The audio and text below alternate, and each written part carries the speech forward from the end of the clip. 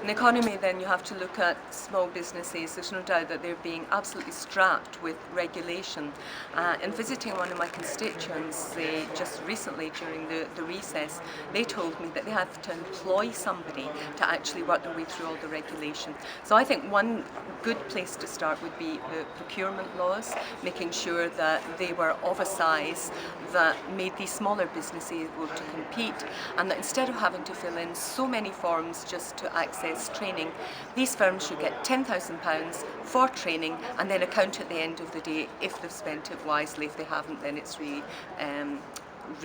reclaimed. So I think that would be a great way to give them a boost and to support small and medium-sized enterprise. Excellent. Scotland. Public service provision in Scotland most certainly could be reformed and made so much better for everyone if there was more involvement from the third and voluntary sector. And too often they're up against a vested interest from local authorities who are doing or promoting their service, not because it's the best, but to project jobs.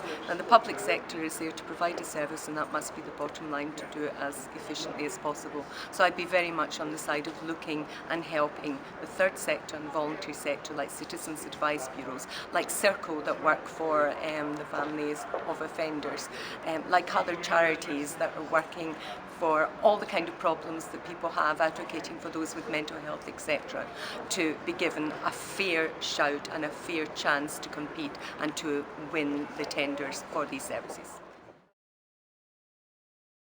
On law and order.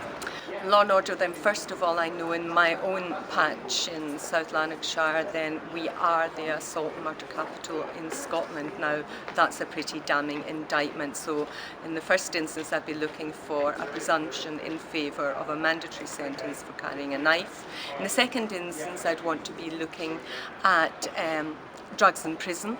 I would have sniffer dogs in every single prison. That wouldn't be a total solution, but it certainly would be a tool in the box to try and eliminate that. And thirdly, I'd be looking at the prison population. There's so many people are in there not because they're a threat to the public, and that must be the first rule in any prison sentence, or for anyone that is a threat to the public, make sure they're in prison, but because they have other issues. Deal with these other issues, save the 40,000 a year that doesn't necessarily have to be spent on putting them where they don't need to be.